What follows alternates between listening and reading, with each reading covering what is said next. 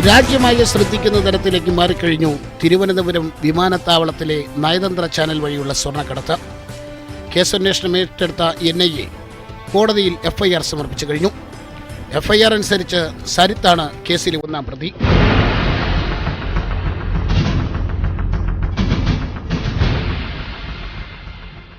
സ്വപ്ന സുരേഷ് രണ്ടാം പ്രതിയും ഫൈസൽ ഫരീദ് മൂന്നാം പ്രതിയാണ്.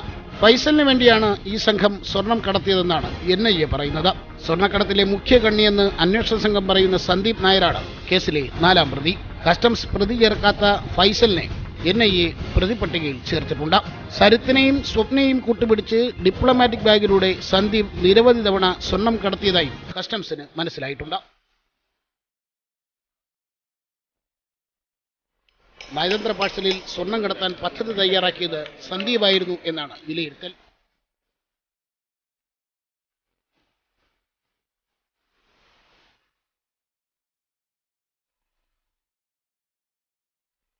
സ്വപ്നയും സരിത്തുമായുള്ള അടുത്ത ബന്ധം സന്ദീപ് കള്ളക്കടത്തിന് ആയുധമാക്കി. പലതവണ ഇത്തരത്തിൽ സംഘം സ്വർണം കടത്തിയിരുന്നതായി കസ്റ്റംസ് വിലയിരുത്തുന്നു. 2014 കള്ളക്കടത്തിന് പിടിയിലായ സന്ദീപിന് സ്വർണ്ണക്കടത്ത് സംഘങ്ങളുമായി വർഷങ്ങളുടെ ബന്ധമുണ്ട്. സ്വപ്ന രണ്ടാം കണ്ണിയും സരിത്ത് കേസിലെ മൂന്നാം കണ്ണിയുമാണ്. 2018 19 നടന്ന സർക്കാർ പരിപാടികളെ കേന്ദ്രീകരിച്ചും കസ്റ്റംസിന്റെ അന്വേഷണം പുരോഗമിക്കുകയാണ്. 2018 2019 സംസ്ഥാന സർക്കാർ സംഘടിപ്പിച്ച പരിപാടികളിലെ സ്വപ്നയുടെയും സരിത്തിന്റെയും സാന്നിധ്യമാണ് കസ്റ്റംസ് പരിശോധിക്കുന്നത്.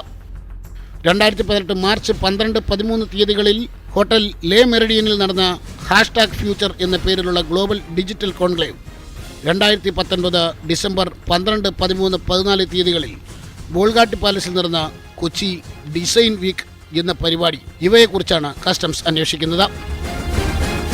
രണ്ട് പരിപാടികളിലും വിദേശ പ്രതിനിധികളെ ഗ്രീൻ ചാനലിലൂടെ പുറത്തെത്തിച്ചത് സരിത്തും സ്വപ്നയുമായിരുന്നു. സന്ദീപിനും സരിത്തിനും സ്വപ്നയ്ക്കും സ്വർണ്ണക്കടത്തിൽ പങ്കുണ്ടെന്ന് കേന്ദ്രം ഹൈക്കോടതിയെ അറിയിച്ചു.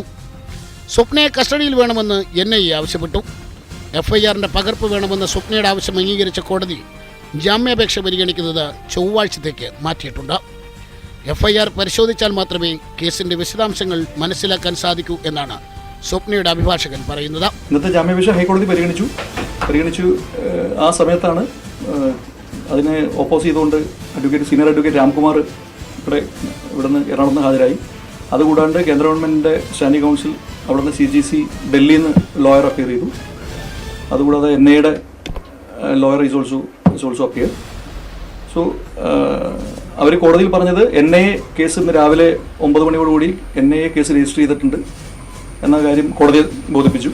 പക്ഷേ എന്നെ സംബന്ധിച്ചിടത്തോളം എനിക്ക് എൻ്റെ കേസുകളോ കോടതി ഒരു പേപ്പറുകളോ കിട്ടിയിട്ടില്ല. സ്വപ്ന എന്ന എൻ്റെ കക്ഷിക്കെതിരെയുള്ള അലിഗേഷൻസ് അതിൽ എത്രത്തോളം ഉണ്ടെന്ന് നോക്കിയതിന് ശേഷം മാത്രമേ എനിക്ക് അതിനെ സംബന്ധിച്ച് പ്രതികരിക്കാൻ പറ്റുള്ളൂ. തീർച്ചയായിട്ടും ചൊവ്വാഴ്ച ആ കാര്യങ്ങളെല്ലാം കോടതി പരിഗണിക്കും. നമുക്ക് ചൊവ്വാഴ്ചയോടുകൂടി അതിൻ്റെ ഒരു കാര്യങ്ങൾ അറിയാൻ പറ്റുള്ളൂ. അതാണ് ഇപ്പോഴത്തെ പൊസിഷൻ. ഏത് അന്വേഷണം സഹകരിക്കാൻ എൻ്റെ ക്ലയൻറ്റ് തയ്യാറാണ്. തീർച്ചയായിട്ടും ഞാൻ കോടതിയിൽ അത് പറഞ്ഞിട്ടുണ്ടല്ലോ. തീർച്ചയായിട്ടും അതിൻ്റെ വാദഗതിയുടെ വിശദ വിവരങ്ങൾ കോടതിയിൽ നിലവിലുള്ളതുകൊണ്ട് അതിനെക്കുറിച്ച് പറയാൻ പരിമിതികളുണ്ട്. അതിന് കൂടുതൽ ഇത് ചോദിക്കരുത്. ഇപ്പോൾ ചൊവ്വാഴ്ചയ്ക്ക് വെച്ചിരിക്കുകയാണ്. UAPA NIA തുടങ്ങിയത് ചുമത്തിയതിൻ്റെ അടിസ്ഥാനത്തിൽ ഇപ്പോഴത്തെ ജാമ്യ ഹർജി നിലനിൽക്കില്ലേ എന്നുള്ള കാര്യം തന്നെ സംശയമാണ്. തീർച്ചയായിട്ടും. കാരണം കേന്ദ്ര ഗവൺമെൻറ്റും കേരള ഗവൺമെൻറ്റും ഒരുപോലെ രാജ്യത്തിൻ്റെ സുരക്ഷയും സാമ്പത്തികമായ ക്രമക്കേടുകളുമുള്ള ബന്ധപ്പെട്ടൊരു കേസാണെന്ന് പറയുന്നുണ്ട്. അതിൻ്റെ ഗൗരവം കൂടുതലായിട്ട് വർദ്ധിക്കും. വേണ്ടത്ര തെളിവുകൾ കസ്റ്റംസിന് കിട്ടിയിട്ടുണ്ട്.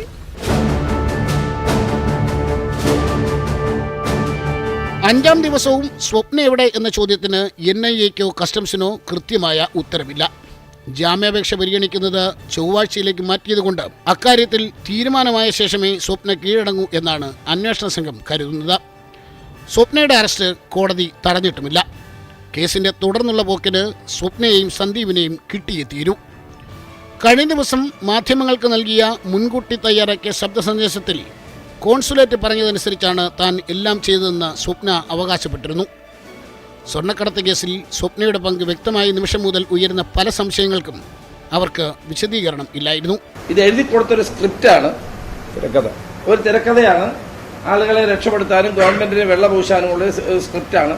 അതിൻ്റെ കൂടെ പാവപ്പെട്ട എന്നെ കൂടി അതിനകത്ത് പരാമർശിച്ചതേ ഉള്ളൂ. ഞാനിവിടെ UAE ദിനവുമായി ബന്ധപ്പെട്ട് എനിക്കൊരു ഇൻവിറ്റേഷൻ തരാൻ വേണ്ടി വന്നതാണ്.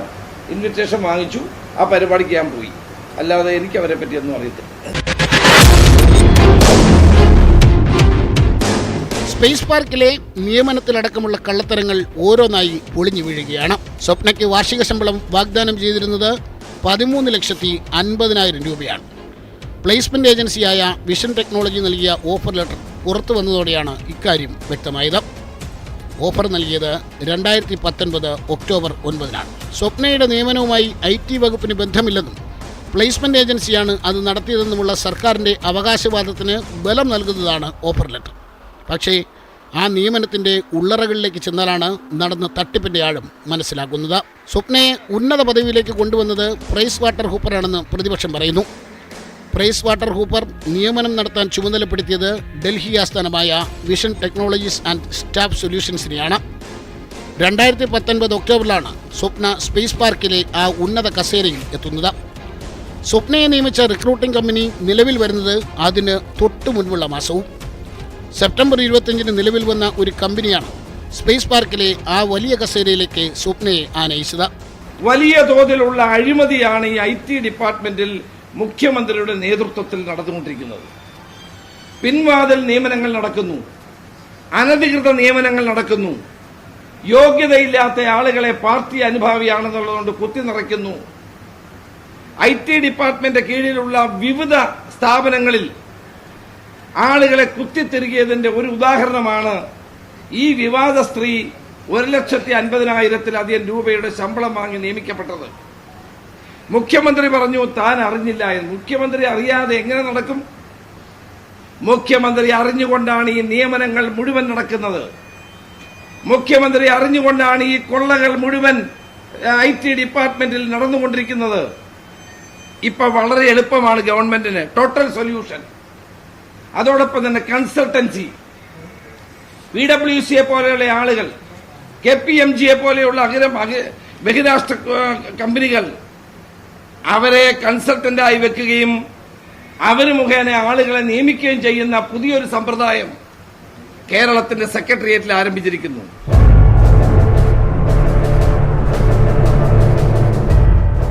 ഈ നിയമനം സംബന്ധിച്ച് മുഖ്യമന്ത്രിയുടെ ഓഫീസ് അന്വേഷണം തുടങ്ങി എന്നാണ് വിവരം. വർഷങ്ങളായി പ്ലേസ്മെന്റ് കമ്പനികളുമായി സഹകരിക്കുന്ന പ്രൈസ് വാട്ടർ ഹൂപ്പേഴ്സ് സ്പേസ് പാർക്കിലെ നിയമനത്തിന് ഇതുപോലൊരു കമ്പനിയെ ഏൽപ്പിച്ചത് എന്തെന്ന ദുരൂഹത ഈ കേസിൽ ബാക്കിയാണ്. സ്പേസ് പാർക്കിലെ നിയമനത്തിന് പിന്നിലെ മാനദണ്ഡം എന്തെന്ന പ്രതിപക്ഷ ചോദ്യത്തിന് മതിയായ യോഗ്യത എന്നായിരുന്നു സർക്കാരിൻ്റെ മറുപടി. ഇനി ആ യോഗ്യതകൾ നോക്കാം. സ്പേസ് പാർക്കിലെ ഉദ്യോഗത്തിന് സ്വപ്ന സമർപ്പിച്ച രേഖകളിൽ ഏറ്റവും വലിയ തെളിവാണ് ഈ ഡിഗ്രി സർട്ടിഫിക്കറ്റ്. ഇതിനു മുൻപ് എയർ ഇന്ത്യ സാറ്റ്സി ജോലിക്കായി സമർപ്പിച്ചതും ഇതേ ബിരുദ സർട്ടിഫിക്കറ്റാണ്. സർട്ടിഫിക്കറ്റ് പ്രകാരം സ്വപ്നയ്ക്ക് മഹാരാഷ്ട്രയിലെ ഡോക്ടർ ബാബാ സാഹിബ് അംബേദ്കർ ടെക്നിക്കൽ യൂണിവേഴ്സിറ്റിയിലെ BCom ബിരുദമുണ്ട്. ഇങ്ങനൊരു യൂണിവേഴ്സിറ്റി ഉണ്ട് എന്നത് സത്യമാണെങ്കിലും ബാക്കിയൊക്കെ ഒന്നാം തരം കള്ളങ്ങൾ. യൂണിവേഴ്സിറ്റിയിലോ അതിന് കീഴിലുള്ള കോളേജുകളിലോ ഈ കാലയളവിൽ സ്വപ്ന എന്നൊരു വിദ്യാർത്ഥിനി പഠിച്ചിട്ടില്ല എന്നാണ് യൂണിവേഴ്സിറ്റി അധികൃതർ പറയുന്നത്. ഏറ്റവും വലിയ തമാശ ഈ യൂണിവേഴ്സിറ്റിയിൽ BCom കോഴ്സ് ഇല്ല എന്നുള്ളതാണ്. എയർ ഇന്ത്യ സാറ്റ്സിലെ വ്യാജരേഖ കേസിൽ അന്വേഷണം നടത്തിയ ക്രൈംബ്രാഞ്ചാണ് റെയ്ഡ് നടത്തി ഈ സർട്ടിഫിക്കറ്റ് പിടിച്ചെടുത്തത്. നിയമനങ്ങളിലെ കാര്യങ്ങളെല്ലാം പരിശോധിച്ചിരുന്നു എന്ന പ്രൈസ് വാട്ടർ ഹൂപ്പേഴ്സിന്റെ അവകാശവാദത്തിനേറ്റ തിരിച്ചടി കൂടിയാണ് ഇത്. വ്യാജ സർട്ടിഫിക്കറ്റിന്റെ കാര്യത്തിൽ ജോലി നേടിയോ എന്നുള്ളത് തീർച്ചയായും അന്വേഷിക്കേണ്ട ഒരു കാര്യമാണ്. അതെന്താണെന്നുള്ളത് പരിശോധിക്കാം നമുക്ക്. വ്യാജരേഖകൾ യോഗ്യതയായി കണക്കാക്കി സ്പേസ് പാർക്കിൽ സ്വപ്നയ്ക്ക് നിയമനം നൽകിയത് അന്നത്തെ IT സെക്രട്ടറി ആയിരുന്ന ശിവശങ്കറിന് അറിയാമായിരുന്നു എന്നാണ് ഇനി തെളിയേണ്ടത്. സ്പേസ് കോൺക്ലേവ് അടക്കമുള്ള വമ്പൻ പരിപാടികളുടെ സംഘാടകയായി സ്വപ്ന വിലസിയത് ശിവശങ്കറുമായുള്ള ബന്ധം ഉപയോഗിച്ചായിരുന്നു എന്നത് പകൽ പോലെ വ്യക്തമാണ്. സർക്കാരിലെ കൂടുതൽ ഉദ്യോഗസ്ഥർക്ക് ഈ സംഘവുമായി ബന്ധമുണ്ടോ എന്നാണ് അന്വേഷണ സംഘം പരിശോധിക്കുന്നത്. വരും ദിവസങ്ങളിൽ ഇക്കാര്യങ്ങളിലും വ്യക്തമായ പരിശോധനകൾ ഉണ്ടാകും. ഈ വഴിവിട്ട നിയമനത്തിന്റെ ഏറ്റവും വലിയ ഉദാഹരണമാണ് ഈ വിവാദ വനിതയുടെ നിയമനം. എന്നിട്ട് മുഖ്യമന്ത്രി പറയുന്നു ഞാൻ അറിഞ്ഞില്ല, എനിക്കിതറിയില്ല.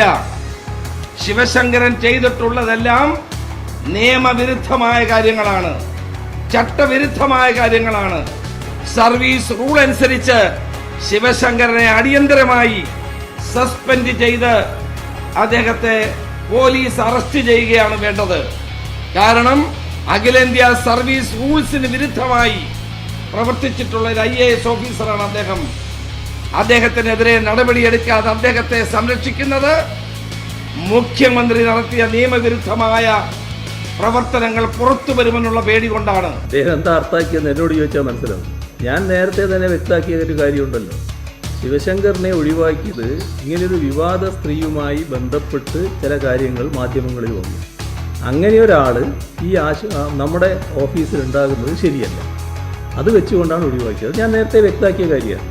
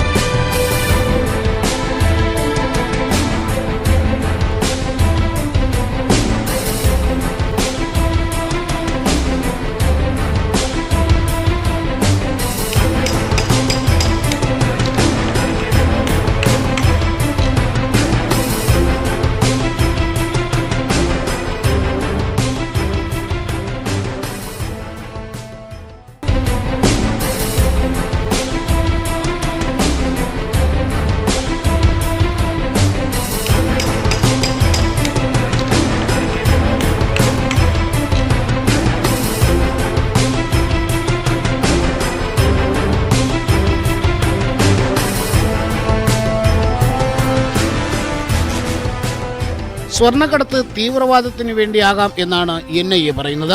രാജ്യത്തിന്റെ സാമ്പത്തിക സുരക്ഷയും ഭദ്രതയും തകർക്കാനുള്ള ശ്രമമാണിതെന്നും കേസിന് ദേശീയ അന്തർദേശീയ ബന്ധങ്ങളുണ്ട് എന്നും NIA പറയുന്നു. സ്വർണ്ണക്കടത്ത് കേസിൽ കോൺസുലേറ്റിന് പങ്കില്ലെന്ന് UAE വ്യക്തമാക്കി. സംഭവത്തിന് ഉത്തരവാദി പ്രാദേശികമായി നിയമിച്ച ജീവനക്കാരനാണ്. പെരുമാറ്റ ദൂഷ്യത്തെ തുടർന്ന് ഇയാളെ നേരത്തെ തന്നെ ജോലിയിൽ നിന്ന് പിരിച്ചുവിട്ടതാണെന്നും UAE എംബസി അറിയിച്ചു. ഏത് അന്വേഷണവുമായി പൂർണ്ണമായി സഹകരിക്കുമെന്നും എംബസി വ്യക്തമാക്കുന്നു. സ്വർണ്ണക്കടത്തുമായി ബന്ധപ്പെട്ട് വരും ദിവസങ്ങളിൽ കൂടുതൽ പേരെ ചോദ്യം ചെയ്യാനുള്ള സാധ്യതയുമുണ്ട്. പാഴ്സലുകൾ വിട്ടുകൊടുക്കാൻ കസ്റ്റംസ് ഉദ്യോഗസ്ഥരോട് ആവശ്യപ്പെട്ടു എന്ന് പറയപ്പെടുന്ന കസ്റ്റംസ് ക്ലിയറൻസ് ഏജൻറ്റ്സ് അസോസിയേഷൻ നേതാവ് ഹരിരാജിനെ ഇന്ന് മണിക്കൂറുകളോളമാണ് അന്വേഷണ സംഘം ചോദ്യം ചെയ്തത്. സ്വർണ്ണക്കടത്തുമായി തനിക്കൊരു ബന്ധവുമില്ല എന്നാണ് ഹരിരാജ് പറഞ്ഞത്. എനിക്കറിയില്ല എന്താണല്ലോ, അതിനിപ്പോ ചോദിക്കുമ്പോഴല്ലേ അറിയാവുള്ളൂ നമുക്ക്. ഇല്ല നമ്മൾ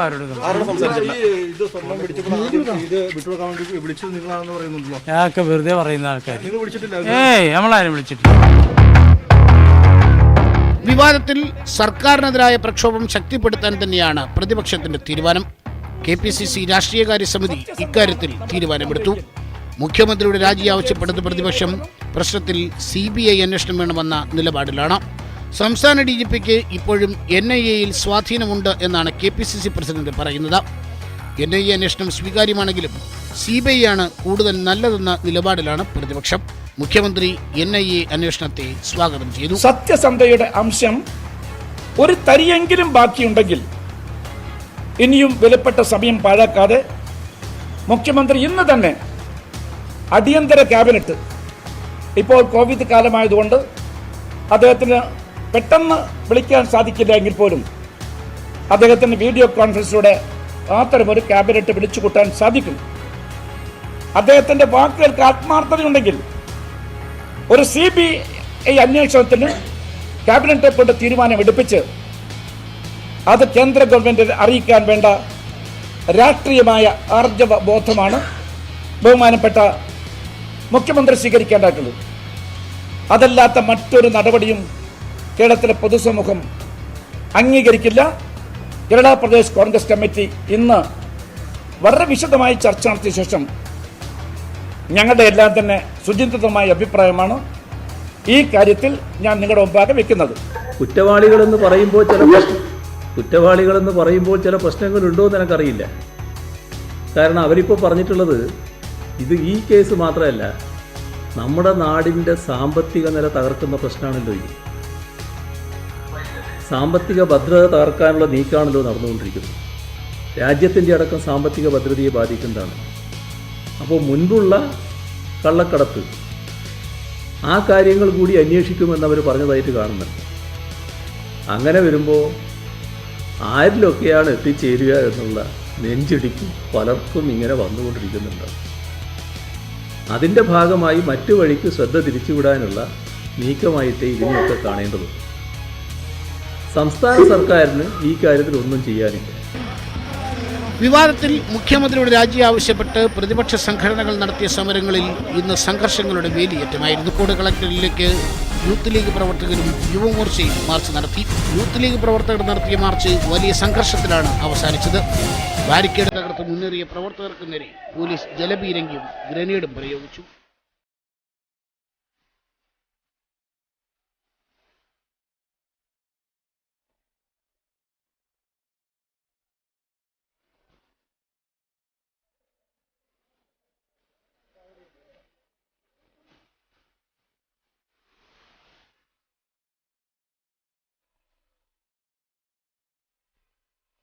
കോവിഡ് ഭീഷണി നിലനിൽക്കുന്ന സാഹചര്യമായിട്ടും വലിയ തരത്തിലുള്ള പ്രതിഷേധ സമരങ്ങൾ നടത്തിയത് ശരിയല്ല എന്നാണ് മുഖ്യമന്ത്രിയുടെ വിമർശനം. വരും ദിവസങ്ങളിൽ കോവിഡ് പ്രോട്ടോകോൾ ലംഘിച്ചും സമരം ചെയ്യുമെന്ന മുന്നറിയിപ്പുണ്ട്. ആയിരക്കണക്കിന് ആളുകളെ അണിനിരത്തിയുള്ള വലിയ പ്രതിഷേധം സർക്കാർ കാണേണ്ടി വരുമെന്നാണ് പ്രതിപക്ഷത്തിന്റെ മുന്നറിയിപ്പ്. എല്ലാ സുരക്ഷാ മാനദണ്ഡങ്ങളും ലംഘിച്ച് പോലീസിന് നേരെ പാഞ്ഞടുക്കുകയും അലറി വിളിക്കുകയും ചെയ്യുന്ന ആളുകളുടെ ദൃശ്യങ്ങളുണ്ട്. ഇവിടെ സമരമെന്നാണ് അവരിതിനെ സ്വയം വിശേഷിപ്പിക്കുന്നത്. യഥാർത്ഥത്തിൽ അത് സമരമല്ല. ഈ നാടിനെ മഹാരോഗത്തിൽ മുക്കിക്കളയാനുള്ള ദുഷ്ടപ്രവൃത്തിയാണ്. സമരം നടത്തുന്നതിനൊന്നും ആരും എതിരല്ല. പക്ഷേ അത് നാടിൻ്റെയും സമൂഹത്തിൻ്റെയും നിലനിൽപ്പ് തന്നെ അപകടപ്പെടുത്തിക്കൊണ്ടാകരുത്. ആദ്യം ജനങ്ങൾ തന്നെ വിലയിരുത്തട്ടെ. കാരണം നമ്മളാകെ ഒരു വലിയ ഭീതിജനകമായ അന്തരീക്ഷത്തിൽ നിൽക്കുന്നു. വലിയ തോതിലുള്ള രോഗവ്യാപനത്തിൻ്റെ സാധ്യത നിലനിൽക്കുന്നു. ഏത് കേസ് നിങ്ങൾ പൊടി തട്ടിയെടുത്താൽ ഞങ്ങൾക്കൊരു വിരോധമില്ല, ഏതിനെ നേരിടാൻ UDF തയ്യാറാണ്. പക്ഷേ സ്വർണ്ണക്കടത്തും ഇവിടെ നടന്നിട്ടുള്ള ഈ സർക്കാരിൻ്റെ കാലത്ത് നടത്തുന്ന അഴിമതികളും പുറത്തു കൊണ്ടുവരണം.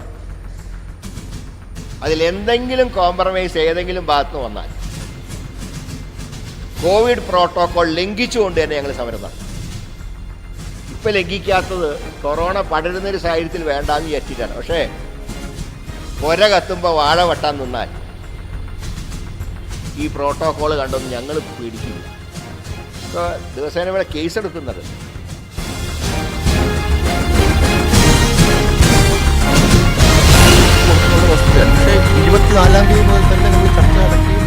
ശിവശങ്കറിനെതിരെ എന്തുകൊണ്ട് അന്വേഷണം നടത്തുന്നില്ല? എന്തുകൊണ്ട് സർക്കാർ CBI അന്വേഷണം ശുപാർശ ചെയ്യുന്നില്ല? പ്രതിപക്ഷത്തിന് സർക്കാരിനോട് ചോദിക്കാനുള്ളത് ഇതാണ്.